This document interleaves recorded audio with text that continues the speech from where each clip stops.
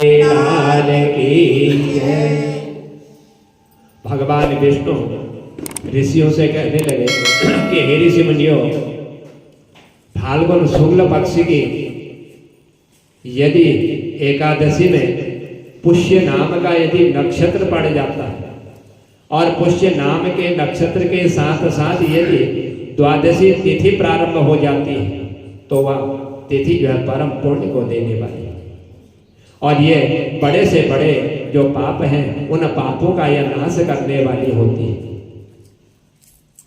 सो हे ब्राह्मणों, उसमें जो विशेष मनुष्य का कर्तव्य है उस कर्तव्य का आप श्रवण कीजिए कि उस तिथि में मनुष्य को कौन सा विशेष कर्म जो है करना चाहिए। सो हे ऋषि मुनियों, फाल्गुन शुक्ल पक्ष की जो एकादशी होती है इस एकादशी को आंवला एकादशी के नाम से जो है जाना जाता है। आंवले के एकादशी में आंवले के वृक्ष के पास जा करके और वहां पर जो व्यक्ति रात्रि जागरण कर लेता है तो इससे मनुष्य के जो है जन्म जन्मांतर के समस्त पाप जो है नष्ट हो जाते हैं। यानी कि 1000 गोदान का फल जो है उस मनुष्य को प्राप्त हो जाता है। पद्म पुराण के अनुसार आंवले एकादशी का व्रत करने वाले मनुष्य को समस्त तीर्थों के स्नान का फल जो है प्राप्त हो जाता है और सभी यज्ञों के बराबर फल देने वाली आंवले एकादशी का व्रत है। इसके व्रत को करने वाला मनुष्य मोक्ष को प्राप्त करता है और शरीर को त्यागने के बाद भगवान के परम धाम को प्राप्त हो जाता है।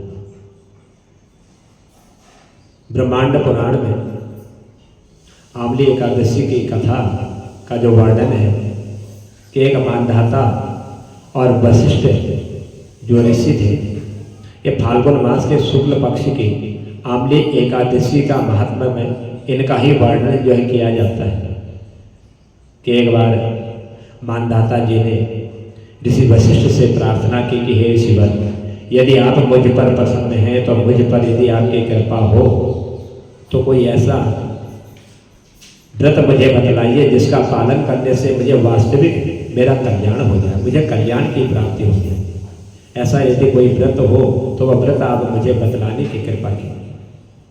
और इसके उत्तर में वशिष्ठ जी बड़े प्रसन्न हुए और प्रसन्न चित्त होकर के कहा कि हे राजा, मैं आपको शास्त्र के अनुसार एक गोपनीय व्रत है वह व्रत मैं तुम्हें बतलाता हूँ। यह संपूर्ण और बड़े ही कल्याण को देने वाला यह व्रत है। सो हे राजा, जो समस्त प्रकार के मंगल को करने वाली है, इस व्रत का नाम जो है आंवले एकादशी के व्रत के नाम से विख्यात है। यह व्रत बड़े से बड़े पापों का नाश करने वाला और मनुष्य को 1000 गौदान का फल प्रदान करने वाला यह आंवले एकादशी का उत्तम व्रत है। जिसने इस व्रत को कर ली तो उसको 1000 गौदान का फल प्राप्त हो जाता है। वशिष्ठ जी कहने लगे कि हे राजा, एक प्राचीन समय में एक वैश्य नाम के नगर में एक ब्राह्मण, क्षत्रिय, वैश्य और शूद्र वर्ण के लोग बड़े ही सुखपूर्वक निवास करते थे। वहाँ के लोग स्वाभाविक रूप से स्वस्थ और बड़े हष्ट-पुष्ट थे। सो हे राजा, उस नगर में कोई भी मनुष्य ना तो पापात्मा था, पाप करता था और ना ही वह नास्तिक था। सब भगवान की पूजा किया करते थे।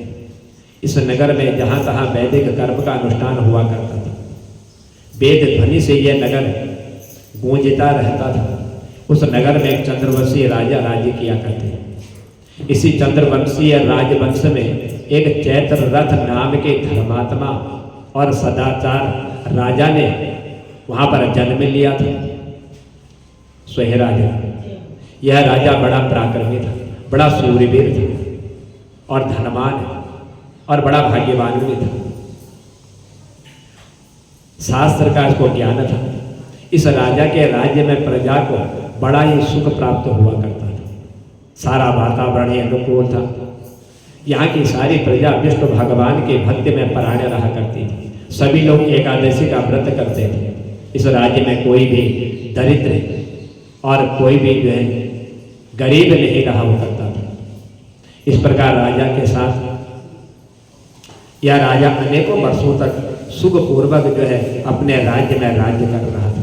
एक समय की बात है, फाल्गुन मास का शुक्ल पक्ष प्रारंभ हुआ और उसी शुक्ल पक्ष में द्वादशी संयुक्त आमली की एकादशी आ गई।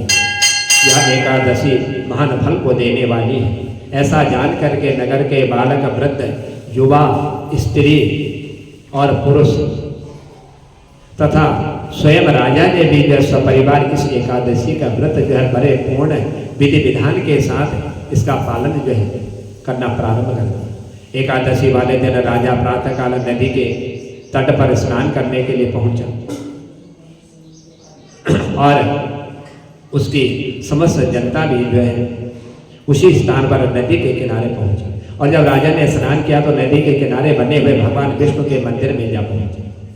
उन्होंने वहां दिव्य गंध, सुगंधित जल, पूर्ण कलश, छत्र, वस्त्र, पादुका आदि पंचरत्नों के द्वारा सुसज्जित करके भगवान की स्थापना करी। इसके बाद धूप दीप प्रज्वलित करके आंवले के अर्थात आंवले के साथ भगवान श्री परशुराम की पूजा भी इसने जो है प्रारंभ करी। और अंत में इसने प्रार्थना करी कि हे परशुराम, कि हे रेणुका, हे सुखवर्धक, हे मुक्ति प्रदाता, आपको मैं दंडवत प्रणाम करता हूँ। हे आमली, हे ब्रह्मपुत्री, हे धात्री, हे पापनाशिनी, आपको नमस्कार, आप मेरी पूजा को स्वीकार करें। इस प्रकार राजा ने अपने प्रजा के व्यक्तियों के साथ भगवान विष्णु का पूजन किया, भगवान विष्णु की कथा श्रवण करी और परशुराम जी की पवित्र चरित्र गाथा श्रवण कीर्तन और स्मरण करते हुए और एकादशी की महिमा सुनते हुए रात्रि का जागरण भी इसने जो है व्यतीत किया। सोए ऋषिवर, सोहे राजा।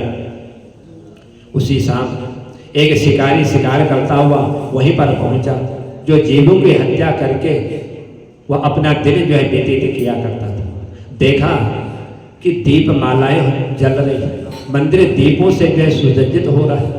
बहुत से लोग वहाँ पर इकट्ठे होकर के हरि कीर्तन करते हुए रात्रि जागरण करते हैं। यह सब इस शिकारी ने देखा, सोचने लगा कि यह सब क्या हो रहा है। शिकारी के पिछले जन्म के पुण्य का उदय होने ही वाला था कि वहाँ एकादशी व्रत करते हुए भक्त जनों का उसने दर्शन किया। कलश के ऊपर विराजमान भगवान दामोदर जी का उसने दर्शन किया और वहाँ बैठ करके भगवान श्री हरि की चरित्र गाथा श्रवण करने लगे। भूखा प्यासा होने पर भी एकाग्र मन से एकादशी व्रत के महात्म की कथा और भगवान श्री हरि की महिमा श्रवण करते हुए उसने भी रात्रि जागरण किया। प्रातःकाल का समय होने पर वह राजा अपनी प्रजा के साथ अपने नगर को चला गया और शिकारी भी अपने घर वापस आ गया। और समय पर उसने भोजन भी प्रारंभ कर लिया। उस समय व्यतीत हुआ कि जब उस शिकारी की मृत्यु हो गई तो अनायास एकादशी व्रत पालन करने और एकादशी तिथि में रात्रि जागरण करने के प्रभाव से उस शिकारी के दूसरे जन्म के विशाल धन संपदा, सेना, समस्त हाथी घोड़े रथों से पूर्ण जयंती नाम की नगरी में विदुरथ नामक राजा के यहाँ पुत्र के रूप में इसने जन्म लिया। यह सूर्य के समान पराक्रमी, पृथ्वी के समान क्षमाशील, धर्मनिष्ठ, सत्यनिष्ठ एवं अनेकों सद्गुणों से युक्त होकर के भगवान विष्णु की भक्ति में हमेशा यह जो है तत्पर रहा करता था। और इसने जो है 1 लाख गांवों का आधिपत्य करता हुआ जीवन बिताने लगा।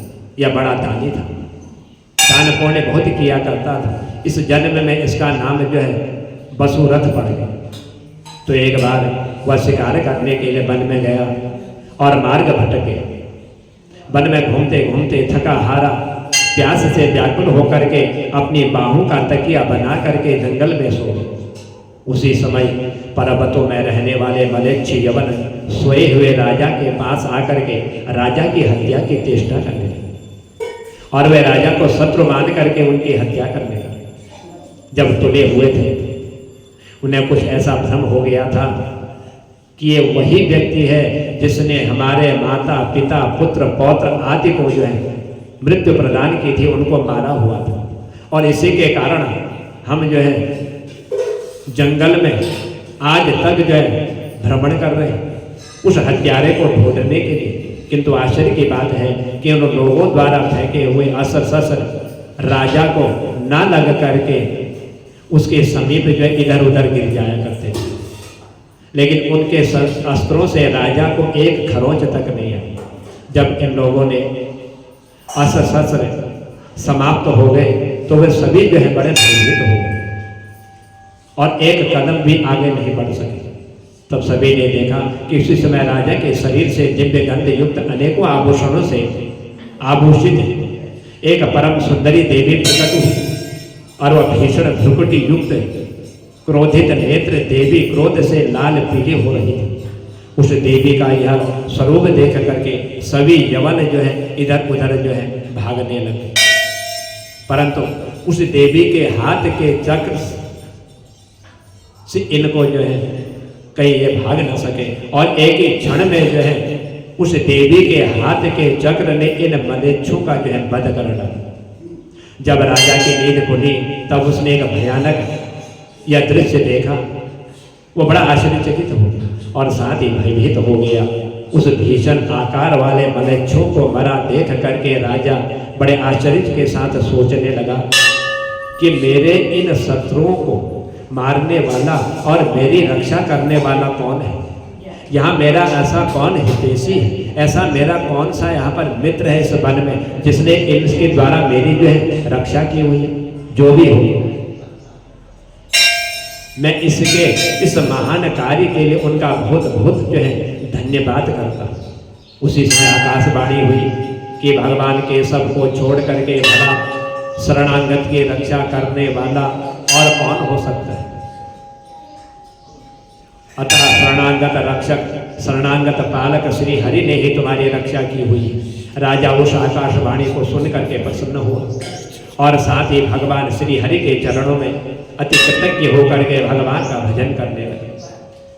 अपने राज्य में जब यह राजा वापस पहुंचा और वापस पहुंच करके आज इसलिए अपने राज्य में जो है निष्कंटक राज्य यह करने लगा, प्रजा का पालन करने लगे।